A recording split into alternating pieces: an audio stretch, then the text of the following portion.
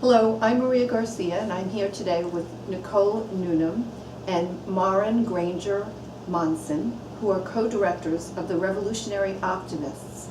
It's a documentary about several children who live in an inner-city slum in Calcutta, and an iconoclastic Bengali man who founded a nonprofit to help children living in these circumstances. It will open in New York on March 29th, and in Washington, D.C. and San Francisco in April. Thank you so much. I'd like to begin by, maybe you would like to say something about being bioethicists and what that means, because you are connected academically, right, to a department of bioethicists. Is that correct? Yeah, so I'm a physician and a filmmaker, and so based in the medical school as part of the Center for Biomedical Ethics. And Okay. I've been there about 15 years and started a program in bioethics and film there at Stanford. At Stanford, sorry. Okay. Right, Yeah, we Stanford. got to get Stanford in there, huh? Right. Okay. Right. And you are the filmmaker for that department, right? Well, actually, Maren is a filmmaker, and she started the program in film Okay. within the Biomedical Ethics Center Okay. at Stanford, and then she and I joined forces. I'm an independent filmmaker based in the Bay Area, Okay. and this is the second film project that we've done together. Oh, together? Yeah. Oh, what was the first? Because I know you both have extensive credits. What was the first one that you did together? We did another film called Rare, which is Okay. a film about a really inspiring mom whose daughter was diagnosed with a rare genetic disease, and we followed her also over about 3 years. Wow. Another long-term project, but it really looks at patient advocacy groups and sort of the impact of how they can work with scientists, and it also looks at the scientists' experience of working with patients and through clinical trials. How interesting. Okay. So let's get to this wonderful. Oh, is that available somewhere? Where? Yeah, it's on the website for purchase. It just was broadcast on public television this last fall. Okay. And actually, she's based here. She lives in Long Island, so Oh, wow. it was recently at the Okay. Long Island Film Festival. Ah, okay. And so, say again, which website is Rare available on? Well, rarefilms.org. Oh, Rare Films. It's Okay. also on the medethicsfilms.stanford.edu. Okay, great. There are always surprises on projects like this, right? I mean, you're filming on another continent, flying back and forth, and even though you're seasoned filmmakers, things happen that are sort of surprising. So could you maybe talk about one or two of those things that might have happened on this project that was sort of a surprise for you? It's a good question. I mean, I think that Amlan himself was a surprise. Okay, you know? and we should say that Amlan is the person who started the program, which is called Prayasam. Prayasam, yeah. And it means peace in Bengali, doesn't it? Is that what the translation was? It actually means their own endeavors. Wow. Yeah, which is a beautiful name considering, you know, what the children do and what he enables them to accomplish. Wow. Really by changing their mindset about who they are as people living in extreme poverty and what they have a right to expect for their life and from their government and you know, from society. So, but we heard about Amlan. We were doing research for a larger project about visionaries in global health. Our idea was that there were a lot of people with really innovative ideas who were working really hard on the ground to transform public health conditions, but that some of those ideas weren't penetrating in a large-scale way. So, and that overall there's a lot of times a lot of kind of a sense of like, oh, how could we possibly make traction in improving the health conditions that plague communities living in extreme poverty. Okay. So we found a lot of really amazing people around the world who were doing innovative things, and initially we thought about doing a kind of large-scale multi-platform project, but then we read about Amlan and got very intrigued and called him up, and he was a surprise on the phone in that he almost hung up on us the first time we called. Yes, that was in the letter that you sent me, and he told you to call him back at 2 a.m. his time. Exactly. I'm so busy, there's so many things I'm doing for the children. Wow. And then when we got there, it was a rocky road, really, to get him to trust us, because so much of the press around his work and around the communities, the kinds of communities that he works in, is kind of voyeuristic, or just trying to sort of showcase poverty and, and not really talk about the stories, not really focus on people and not Right. really show humanity in an in-depth way, and he was extremely suspicious of that. And he's extremely hot-tempered, kind of passionate guy. Okay. So it was, you know, a surprise to us when he would suddenly start, you know, yelling at us about this or that, or, we hung in there because we were so impressed by his work, and I think he had an inkling that he might be able to trust us, or he wouldn't have engaged with us to begin with. Interesting. And over time, we really were able to, you know, to become, I think, real partners with he and the children that he works with, and show them that our goal was really the same as theirs. Yeah, I think so. I think you did. You mentioned in the notes too that Slumdog Millionaire came up in some of these discussions in the community. Could you talk about that? Yeah, well, I mean, actually, that was actually a hard thing because it released right as we went to India our first time to start shooting. So it was a big topic, actually. Okay. So, and people there were very upset by how they were portrayed. So there was a lot of issues around whether or not we were going to be doing that. They really wanted to make sure that we didn't film it in a way that looked like poverty porn. That's what Poverty porn. That's what Okay, they so called it it. wasn't that they felt they were being romanticized. It was. They thought it was sort of exoticized. Ah, And how so interesting. the Okay. issue that we had then was how to film them and show sort of the real struggles they were going through, and make people in the West care about it and feel like it was important and urgent, and not sort of overblow it and exoticize them. So the result was online in terms of you were talking about him, whether or not he would trust us. It took a year before he would let us film out in the street or film in what's homes or really have more freedom in filming the community. So for the first year we were confined to filming just in this small little clubhouse. And so okay. not that much of that first material really, you know, made it into the film. It's really what we were able to do later as we continued on, because that's when we started filming with Something in Chicago, the two main kids that we filmed for as they struggled to get water, and then, you know, built relationships with their families, and so all of their families are in the film as well. Yeah. So, but that took a long time to really create that. Okay. It's obvious from the documentary that you feel, both of you feel very strongly about the rights of children. And yet, you don't advocate. I mean, this isn't a documentary, it's done in a journalistic manner. I mean, obviously you're portraying children in a particular program that Amlan has started, but I didn't feel like anybody was selling me anything. So, does this come about because you trusted your subject so much? I mean, how did you achieve that?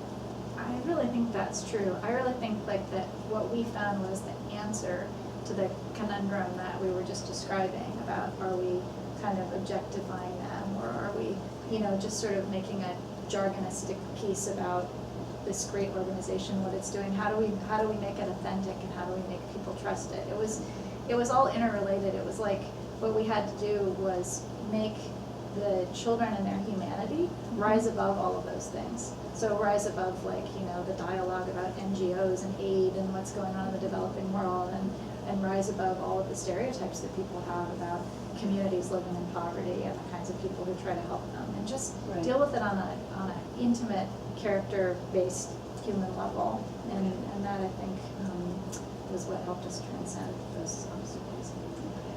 Maren, did you want to add? Oh, no. Okay. Okay.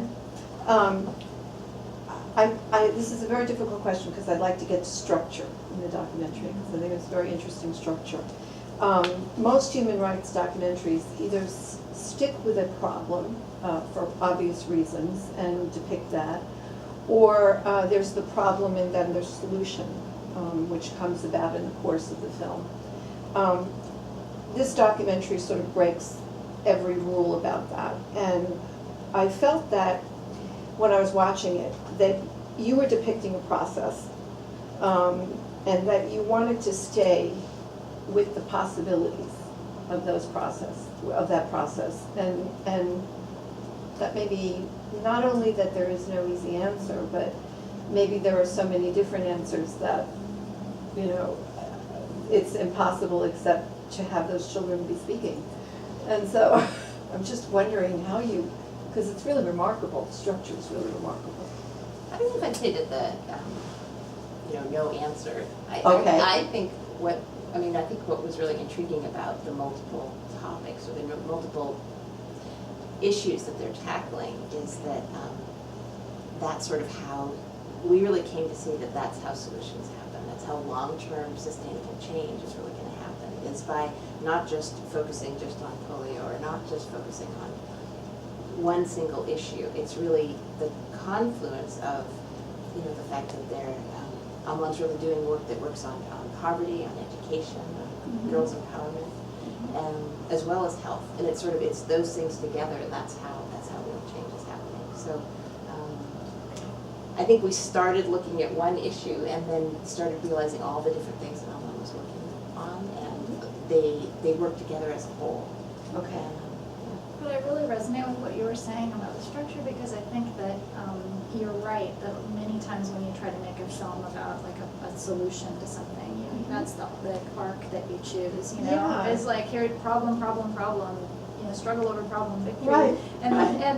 And we couldn't do that, and that was, in order to show this, convergence of all of these different issues coming together and addressing something in a more, grassroots, slow manner, Yes. the way Amlan does, you have to show that it's not something, there is no silver bullet, there's no one thing that's going to make the difference. It's and the change or the victories are small, and they're internal, they're not always external, and they evolve over really generations, and so we were so moved by his willingness to hang in there and to say that, even if Priyanka, who's the girl who succumbs to child marriage in the film, even if he loses her, that's okay, he's there for kids. Yeah, It's that kind of dedication to making change is what's really going to make change, because so much money and so much effort gets dumped into solutions that may address something on the surface, but if the minds of people are not enabling them to demand what they deserve, or to live a life that's going to be healthy and productive for them, then it's not going to matter what program you offer Comes from the or what inside. aid you give them. There's this moment when he tells his own story in a workshop, and this young woman says how, she thinks her father doesn't love her as much as her brother, and Amlan is right in there, saying, because she says, my father isn't going to give me an education, he caught me with a boy or whatever, and Amlan knows that what's going on is that he wants to marry his daughter off so that he can use the money. And that child space, which you stayed on, it was, wow. It was almost as if you could see that cathartic moment when the child realizes that that's exactly what's going on.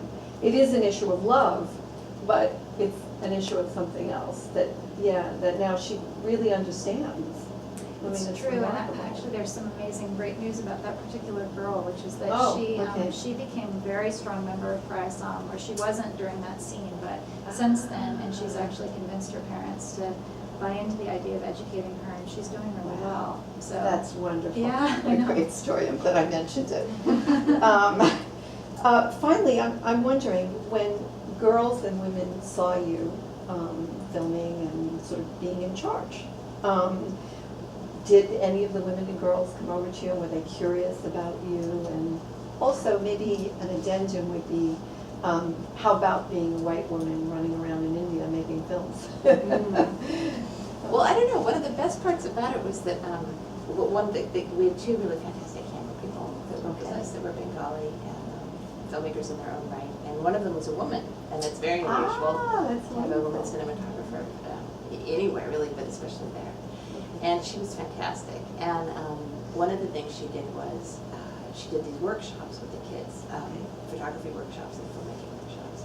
And Shika, who is one of the main characters in the film, just really got turned on by it and has made several of her own little films after that. And they're fantastic. Really interesting documentaries where she's been interviewing other girls in the area about whether they wanted to get married or why they haven't gotten married yet, and Mm-hmm. other things about like whether they feel safe in their neighborhood, like if they have to, when they go to the bathroom, or when they're out at night and drinking water, how does their safety feel? I mean, real things about the experience of being a woman.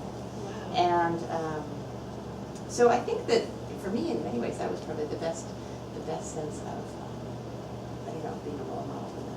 Wow. I think it actually helped in a way that we were women, because we were, they called us DD, which is sort of like older sister or auntie. And is Dada what they call online also? That's like an older brother. It yeah. is. Ah, okay. Yeah. Okay. Exactly, Didi and Dada. And so they Okay. called us Nicole D and Maren D. And, we'd wear saris during, festivals and celebrations. And I think that we were easy to approach and kind of gentle in our mannerism. And I feel that set a tone that, maybe made it a little bit easier for people to open up. And then I agree with Maren that having Ranu, our camera woman, give back to them in that way and teach them how to make films was really transformative. And there was this incredible thing where Amlan did a workshop, which we shot, but it's on the cutting room floor, where he had people paint their dream, like their best moment in, they had to paint their best moment in working with Horizon. Yeah. And this one girl painted this amazing drawing on the wall behind his house of herself lying on a little pallet inside of her house and having a kind of a dream bubble. And in the bubble was herself with a camera making a film, and she said that was her favorite. The hair just went up on my neck. Wow. I know, it's amazing. But that was her favorite moment, and it was Ranu's camera workshop. And I think it was just to see a woman in that position, kind of And doing to know something that you can do meaningful, that. and it was really transformative. We should mention that we're in West Bengal, right, in this film, and so it's one of the poorest states in India. But Bengali has the language itself has a great tradition, doesn't it? Both literary and in music. In film. And film. Yeah. Oh, tell me about that, really? Yeah? Well, yeah, I mean, I grew up just like absolutely worshiping Satyajit Ray. Okay, so that's right. That's his Oh, stomping yeah, ground, that's right. Okay. filmmaking and theater, it's Okay. and his presence is everywhere. And in fact, the sound recordist we had teaches at the Satyajit Ray Film School. And, Oh, wow. Yeah, Oh, so that's it turns out that, they have this incredibly rich, tradition, and that extends to documentary. And they have a whole tradition of making social justice documentaries. And they're very kind of wedded to a real cinema verite purist tradition. So the sound recordist was incredible. I mean, he was willing to stand there and hand mic an interview for 3 or 4 hours. Wow. And really, they had just this gentle, lovely way of moving in and out around people in this very intimate manner, but that was never obtrusive and was very culturally sensitive. And I don't think we could have even begun to have made this film without them. And the It's true, music. they got very close to people. But they didn't feel, the subject didn't feel. No, they They didn't, were but it being really makes a true. difference in how it's shot and how it feels when you watch it. And some of the music in the film is Bengali. Some of your score. There's Or a few. it's There's Indian. a few. Yeah. So Yeah. we did actually work with some Indian musicians and crafted the Okay. score, but the score was composed by an amazing composer named Marco D'Ambrosio, who's Yes. Italian, Fantastic. Italian American, and but we also licensed a few Bollywood songs, and we also have the end credit piece is by Tagore, and it's actually a song called "The Boatman." Is And that it's the one in the scene in the movie? It isn't, or it is? It's the one a that- different Boatman. Boatman song. Oh, okay. It's kind of the Okay. original Boatman song, and it was Oh, a song to okay. kind of celebrate a common person. And how so neat. so we did want to pay a little bit of homage and recognize Right. that tradition and everything that we and actually that's really an integral part of how Amlan works. He tries to teach the people about those traditions, and he tries to make Tagore theirs, and he uses celebrations and holidays and literature and music to try to get them to open their minds and think differently. So for example, the scene in the Brickfield where he's talking to the little kids about caste, Yes. that is a Tagore song that he's sharing with them, and then he's stopping and saying, think about that for a minute. You know, if you really think about it, what he's saying is, you know, all people are equal. Yeah. So that also is something we really wanted to convey, is that if you do want to change people's mindsets, you have to be respectful and meet them where they are. You know, Yeah. you can't be coming in and imposing it. Yeah, I think the film really says that. Is that something that you'd like people, I guess my last question, is that something that you'd like people to feel when they're leaving the theater? I mean, that, what you're just talking about? I mean, it's more than equality, isn't it? I mean, you know, he works very intuitively. And I thought the first time, I watched the film twice, the first time I thought, wow, you know, because I've done a lot of teaching, and I thought, wow, he's a great teacher, but he was a lawyer before. And so how did he get that way? Well, obviously it wasn't training, it was intuition, right? But the second time I watched the film, I thought, this film is about process. It's about being patient. And what you said, knowing that there's a multitude of things that have to come together, but it's also about waiting, isn't it? Yeah. Yeah. Well, I think the other thing that's really, I think we're hoping people see from it is that it's really about people fixing their own community, and they're not victims. They're doing things to be strong and really improve their own situation. We're really hoping that as it gets used in other work around global health and global aid, that it can really help shift the conversation in terms of how aid is given. And it's not just sort of people, you know, dipping things into rescue people and people from the outside. It's really these grassroots efforts that are from the inside. Okay. Like fixing things for themselves. Like mapping a neighborhood and knowing that you're on global Earth. Google Earth Yeah. it was, right? Yeah. I love that scene. Mhm. I love how you got Shika's face. Because you could almost see the idea fermenting about, you know, well, gee, we're not, my neighborhood isn't there, right? But, you know, why can't I put my neighborhood there? And so that was the whole mapping project in the film, right? Which is really wonderful. So, thank you so much. I really appreciate you doing this. Thank you.